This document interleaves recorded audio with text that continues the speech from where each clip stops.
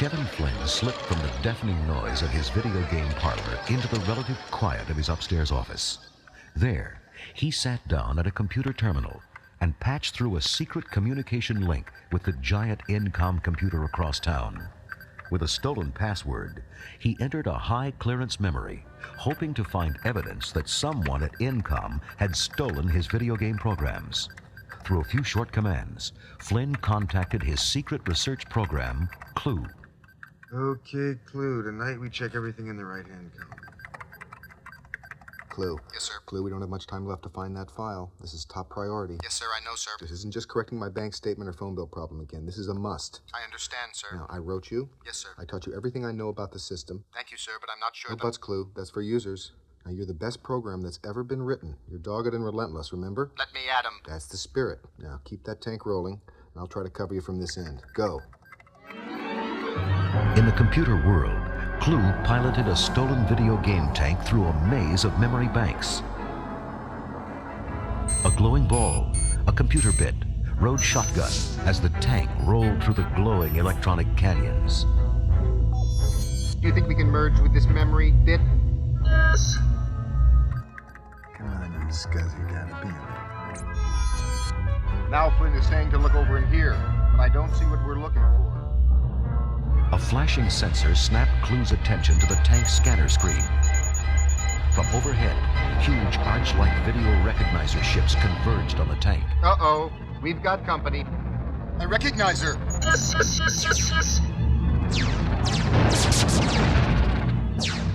too many of them. Clue skillfully fired the tank cannon again and again, blasting the recognizers to bits, but he was hopelessly outnumbered. The recognizers finally trapped Clue in the memory canyons, and Flynn's computer screen went blank. Busted again. That was my best program. Once again, Flynn had been defeated by the brains of the Incom system, the Master Control Program, the MCP. This powerful program was secretly taking control of the worldwide Incom empire and all its data. In the penthouse suite of the Incom skyscraper, Senior Executive Ed Dillinger received an urgent summons from the Master Control Program. Hello, Mr. Dillinger. Thanks for coming back early. No problem, Master C. What's up? It's your friend, the boy detective. He's nosing around again. Flynn? Yes? It felt like Flynn. You're still looking for that old file. Can't you just appropriate it? I have. I put it in my memory, which he hasn't located. But he might find it. I'm afraid so. I spotted him this time and kept him out, but he's getting trickier all the time. I think we should shut down all access until we find that Flynn, just to be safe. There's a 68.71% chance you're right. Cute. End of line.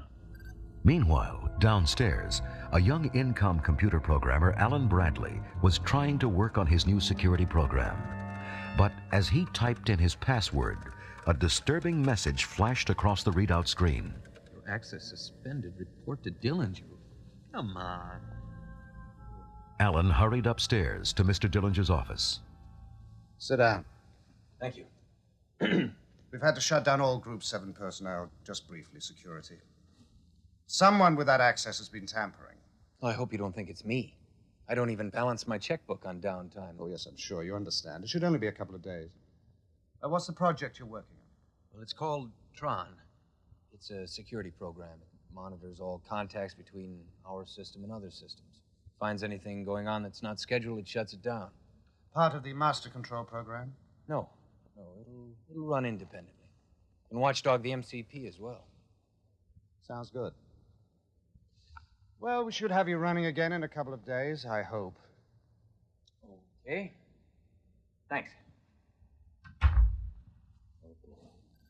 Mr. Dillinger, I'm so very disappointed in you. I'm sorry. I can't afford to have an independent programmer monitoring me. Do you realize how many outside systems I've gone into? How many programs I've appropriated? It's my fault. I programmed you to want too much. I was planning to hit the Pentagon next week. The Pentagon? It shouldn't be any harder than any other big company. But now this is what I get for using humans. Now, wait a minute. I wrote you. I've gotten 2,415 times smarter since then. With the information I can access, I can run things 900 to 1,200 times better than any human. If you think you're superior to us... You wouldn't want me to dig up Flynn's file and read it up on a VDT at the Times, would you? You wouldn't dare. Keep those programmers out of the system and get me that Chinese language file I asked for. End of line. After Alan left Dillinger's office, he headed for the Encom laser lab, where his girlfriend Laura assisted Encom's founder, Dr. Gibbs, in a startling experiment. She placed an ordinary orange in front of the huge laser. World's largest laser, and if these new memory chips don't work, all we're going to get is orange juice. Well, here goes nothing. Let her rip. This is what we've been waiting for. The giant computer-operated laser hummed to life. Its brilliant beam struck the orange. The orange seemed to break down into tiny particles and disappeared into the white beam of light. A second bolt of light flashed from the laser. Bit by bit, like a movie in reverse, the orange reappeared. Perfect. Beautiful! Hi, Alan. You two having fun disintegrating things down Not here? disintegrating, Alan. Digitizing. A laser dismantles the molecular structure of the object, and molecules remain suspended in the laser beam. Then, when the computer plays out the model, the molecules fall back into place, and voila! Great. Can it send me to Hawaii? Yeah, but you got to purchase your program 30 days in advance. How's it going upstairs? Frustrating. I had TRON almost ready when Dillinger cut everyone with Group 7 access out of the system. I tell you, ever since he got that master control program, the system's got more bugs than a bait store. Gotta expect some static. Laura, I'm gonna stay around, put some data through. See you Bye. tomorrow. Did you say Group 7 access? Yeah, what a hassle. I was all set. Did he say why? Something about tampering. Tampering. You know, Flynn has been thinking about breaking into the system ever since Dillinger canned him. And he had Group 7 access. I want to go to Flynn's place. What for? To warn him Of what? that Dillinger's onto him. Once Encom's best computer programmer, Flynn now made his living as the owner of a flashy video game arcade. Laura and Alan made their way through the noisy, jam-packed room in search of Flynn.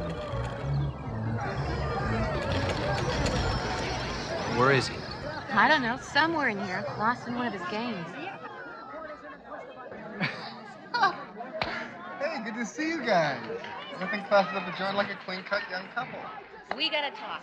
We can't even get yourself thinking here. Come on.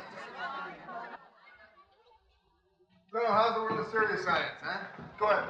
Go up, make yourselves at home. Be right up. The best programmer Encom ever saw, and he winds up playing space cowboy in some back room. Okay, let me handle this. Have you been sneaking into the Encom system? I have been doing a little hacking in here, as a matter of fact. You did break in. Tried to. Can't seem to quite get the connection with that sucker, though. Now, if I had a direct terminal, trying to get some solid evidence together. I don't get it. Okay. Sherman, set the Wayback Machine for 3 years ago. Kevin Flynn, one of Encom's brightest young software engineers. He's so bright, as a matter of fact, that he starts going in at night, sets up his own private memory file, and begins writing a program for a video game he's invented called Space Paranoids. You invented space paranoids? Paranoids, Matrix Blaster, Vice Squad, a whole slew of them. I was this close to starting my own little enterprise. But enter another software engineer. Not so young, not so bright, but very, very sneaky. Ed Dillinger. So when that our boy Flynn, he goes to his terminal, tries to read up his file, I get nothing on there. It's a big blank. All right, now we take you 3 months later. Dillinger presents Encom with 5 video games that he's invented. The slime didn't even change the names, man. He gets a big fat promotion. And thus begins his meteoric rise. Meanwhile, the kids are putting 8 million quarters a week into paranoid machines. I don't see a dime except what I squeeze out of here. I still don't understand why you want to break into the system. Because, man, somewhere in one of these memories is the evidence. If I got in far enough, I could reconstruct it. My password, Dillinger's instructions to divert the data, the whole It's shot. too late for that. Dillinger's cut off everybody with Group 7 access. The guy knows what you're up to. You're kidding me. Well, now there is nothing to stop him. Now it's just Dillinger and the MCP running things from on high, man. Not if my TRON program was running. That shut the system down. Wait a minute. If we can get in there, I can forge us a Group 6 access. Well, shall we dance? The three programmers sneaked into the darkened Incom building. Laura unlocked the laser lab and pointed Flynn to her computer readout screen. I'm going to put him at my terminal. I'm going to meet you in your office upstairs. And don't fall asleep. If and when I activate your TRON program, you're only going to have a few minutes to use it before Dillinger catches the break in security, all right? Good luck, Hotshot. Okay. Remember, this laser is my life's work. Don't spill anything, huh? As Laura and Alan left, Flynn quickly entered a counterfeit code. In seconds, he had opened a communication line directly to the MCP. You shouldn't have come back, Flynn. Hey, it's the big master control program everybody's been talking about. Stop! Please! You realize I can't allow this? Now, how are you going to run the universe if you can't even answer a few unsolvable problems? Huh? Come on, big fella, let's see what you got. While Flynn continued his search, the MCP activated Laura's digitizing laser system and zeroed in on its target. I'm warning you. You're entering a big error, Flynn. I'm gonna have to put you on the game grid. Games? You want games? I'll give you games. The laser fired. Just like the experimental orange, Flynn's body was broken down into molecules and sucked into the computer.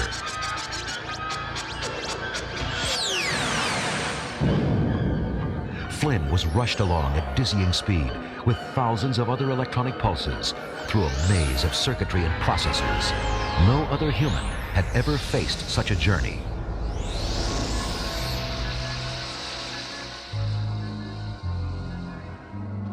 With a flash, Flynn was reassembled inside the glowing world of the computer. He found himself in a large entry port, facing a fierce warrior in a gleaming red uniform, and his own suit was covered with hundreds of glowing blue circuits. Oh man, this isn't happening. It only thinks it's happening. Vacate entry port, program. Look, if this is about those parking tickets, I can explain everything, okay? As Flynn was shoved toward the security compound, a huge video battleship hovered overhead. It was the personal carrier of a fierce video game warrior, Command Program Sark, the hatchet man of the MCP. Sark stood before a huge projection of the master control program's face. You're getting brutal, Sark. Brutal and needlessly sadistic. Thank you, Master Control. I've got a little challenge for you, Sark. A new recruit. He's a tough case, but I want him treated in the usual manner. Train him for the games, let him hope for a while, and blow him away. You got it. I've been hoping you'd send me somebody with a little bit of guts. What kind of program is he? He's not any kind of program, Sark. He's a user. A user? That's right. He pushed me in the real world. Somebody pushes me, I push back, so I brought him down here. What's the matter, Sark? You look nervous. Well, it's just... I don't know, user. I mean, users wrote us. The user even wrote you. No one user wrote me. I'm worth millions of their man-years. What if I can't? You rather take your chances with me? Want me to slow down your power cycles for you? Wait! I need that! Then pull yourself together. Get this clown trained.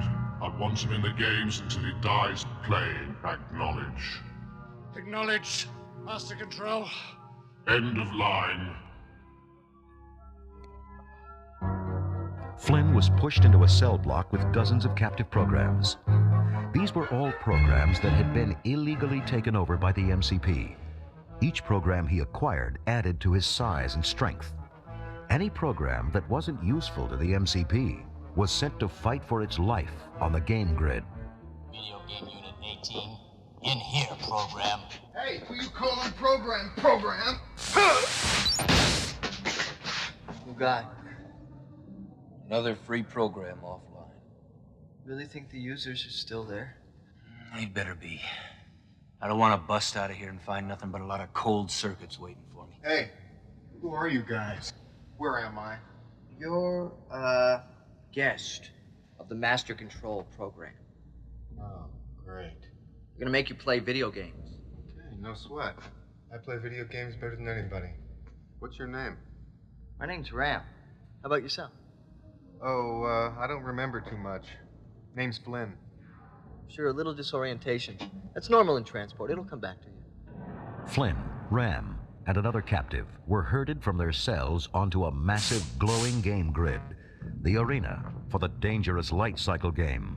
This is the holding area for the light cycles. What Flynn was about to discover was that programs not only acted like their users, they looked like them too. As Flynn turned to his new teammate, called TRON, he was startled by a familiar face. Alan. Where did you hear that name? Well, that's your name, isn't it? The name of my user. How did you know? I'm a program from a user that knows Alan. He was disoriented in transport, Tron. Yeah, but I'm remembering all kinds of stuff. Like my user wants me to go after the MCP. My user wants that too. I know.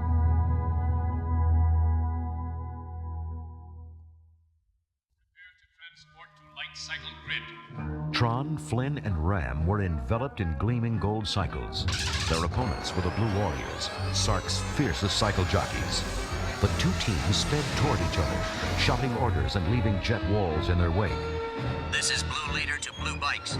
Run these guys into your jet walls. Copy, Blue Leader. Copy, Blue Leader. This is Gold 1, Gold 2, and 3. Split up. Take them one-on-one.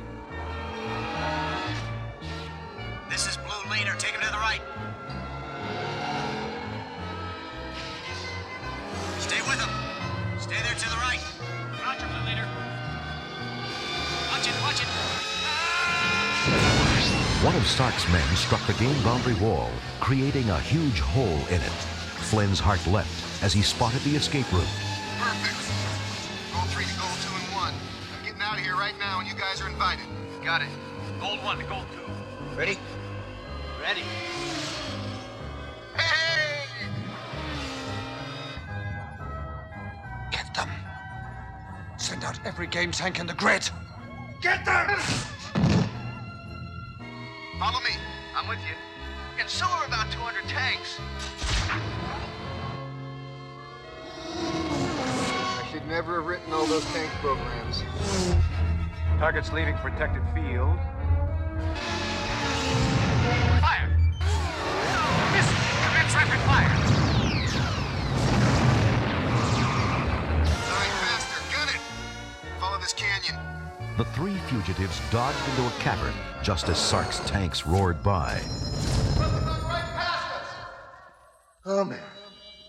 On the other side of the screen, it all looks so easy. We made it. This far.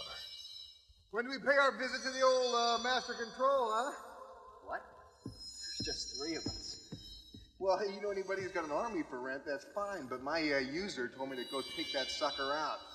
Or I'm never getting out of here. We can't get to the MCP without the help of my user. I have to get to that input-output tower and communicate with him. The three fugitives mounted their light cycles and raced toward the input-output tower in the distance. Meanwhile, Sark was directing the pursuit from his carrier. Pursuit force reporting we lost visual contact with escaped units awaiting further orders. Get the pursuit forces back into the canyons. Those programs never made it out of there. We'll have them back in no time, sir. We better know, unit. I'll be lucky if the MCP doesn't blast me into a dead zone. I want those conscripts! As the three rebel programs sped through the computer world canyons, they were sighted by a pursuing tank. Range 9. Mark 45. 48 degrees. Hold it. Hold it. Fire! Flynn and Ram were thrown from their bikes into a ravine. Tron looked back at the rubble. Thinking his two friends were destroyed, he gave the powerful bike full throttle, trying to stay ahead of the approaching tanks. As Tron sped off to the I.O. tower, Flynn staggered to his feet, very much alive. He picked up Ram, looking for a safe place to tend the injured program. You're gonna make it, Ram. I just gotta find you a place to rest. Hang in there, Ram. This looks like a good spot. Those tanks won't find us here. Flynn placed Ram inside a deserted recognizer ship As Ram rested, Flynn looked over the ship's controls. Hey, this looks promising. This is just like the old arcade grips. A normal program could not have repaired the damaged recognizer. But Flynn was not a program. He was a user. And as he touched the ship's controls, the dead circuits blinked to life. You shouldn't be able to do that. All right, let's get this show on the road. Oh, how can you steal a recognizer? Hey, you okay? You don't look so good. We'll get you fixed up. Hang on. Come here. Are you a user? Flynn? Help Tron? Ram. Ram slowly derezzed and disappeared. Although Ram had only been a program, Flynn felt like he had lost a friend. Meanwhile, Tron found the city surrounding the I.O. Tower almost abandoned. The MCP was draining away all its power. In the nearly deserted streets, he spotted a familiar female program. Yori. Tron. Oh, I knew you'd escape. Listen, Yori. We have to make plans. This way, quickly. Determined to find Tron, Flynn struggled to steer the battered recognizer to the distant city. But the vehicle was unsteady, and it banged against a canyon wall, sending a glowing ball flying nervously about the cabin. Hey! Hold it right there! What do you mean, yes? Is that all you can say? Oh, anything else? Positive and negative, you're a bit. Well, where's your program? Isn't he gonna miss you? I'm your program. Another mouth to feed. Pretty good driving, huh? Who asked you? No.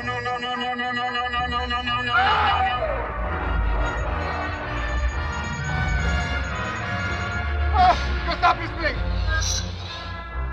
I'm glad you're free!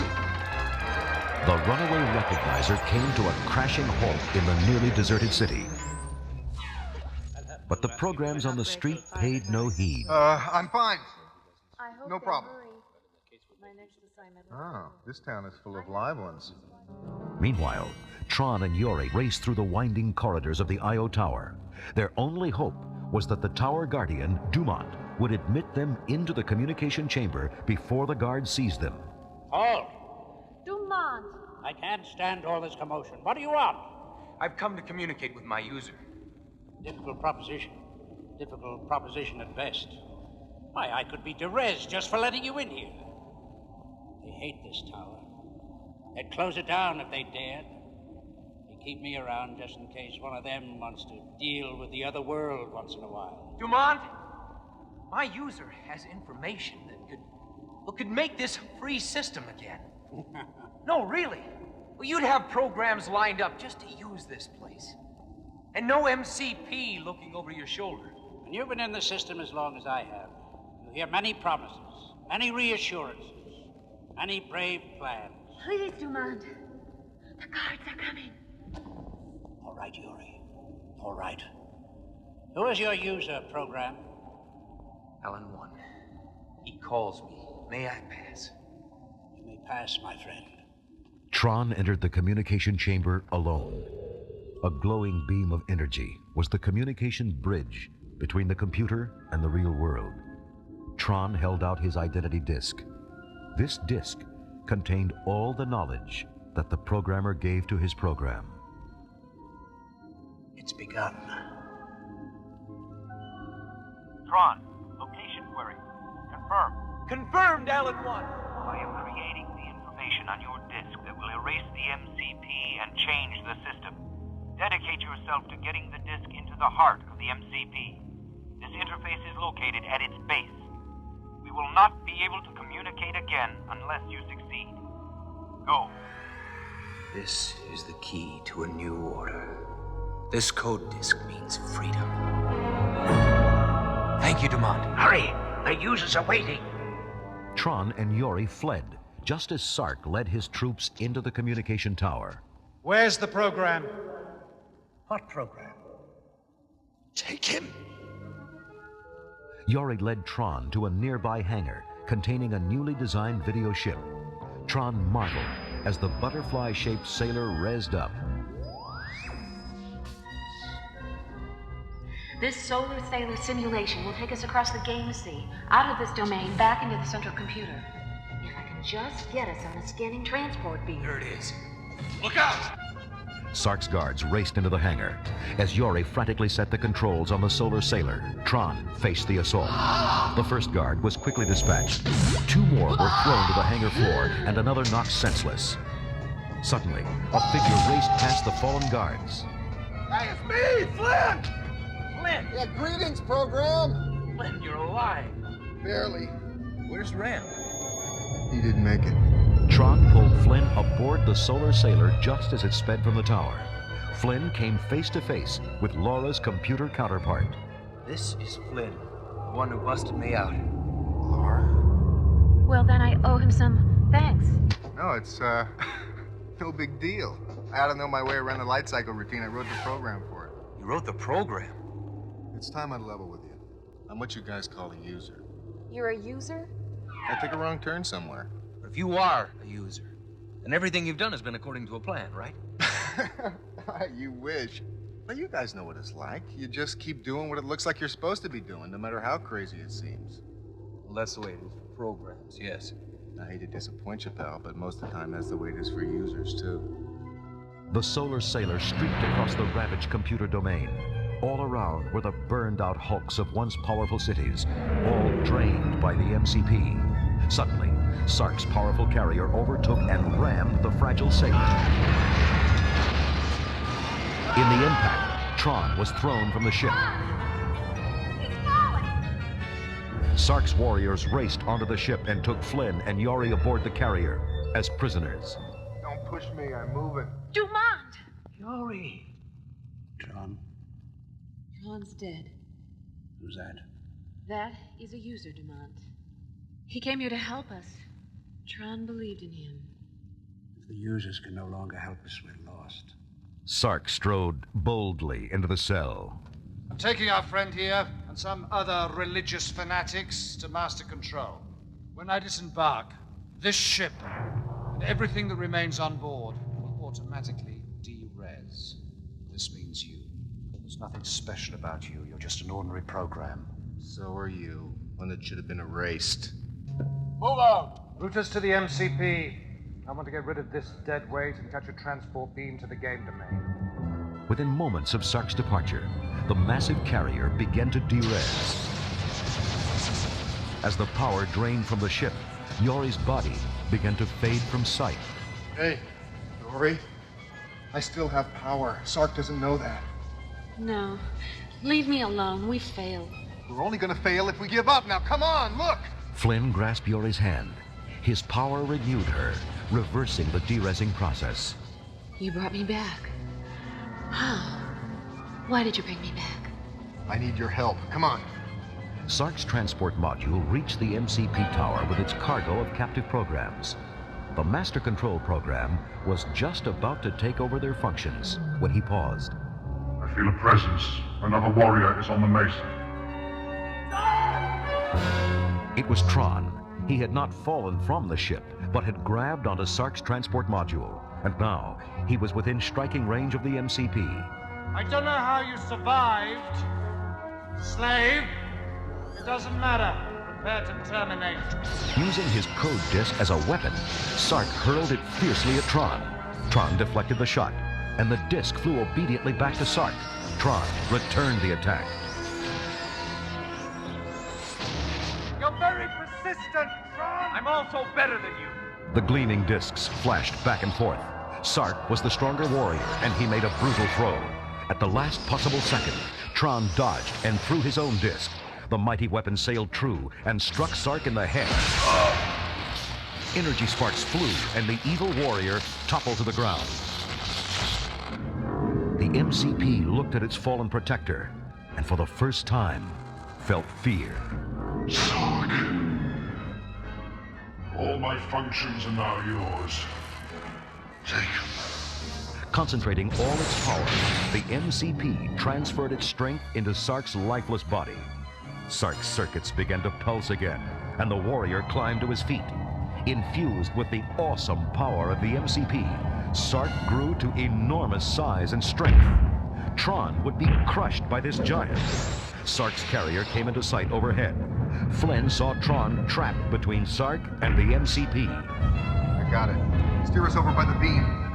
Right next to it. What good will that do? I'm gonna jump. Don't you be derezzed. Don't worry.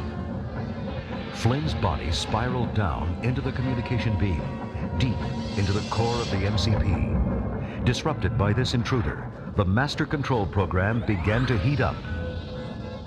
Its power transfer to Sark was cut off, and the warrior stumbled to the ground. Grasping the opportunity, Tron hurled his code disk straight into the base of the MCP. There was a blinding blast of energy. The huge program melted down, freeing the hundreds of programs the MCP had taken captive. The computer world blossomed to life again as power surged back into the decaying cities. Sark's carrier landed, and Tron rushed to Yori. We did it! Where's Flynn? It was incredible. He threw himself into the beam and distracted the MCP just long enough for you to get your disc in. Do you think Flynn knows we won? Come, my video warriors. Look at the I.O. towers. Every tower is lighting up. I wish Flynn was here to see this.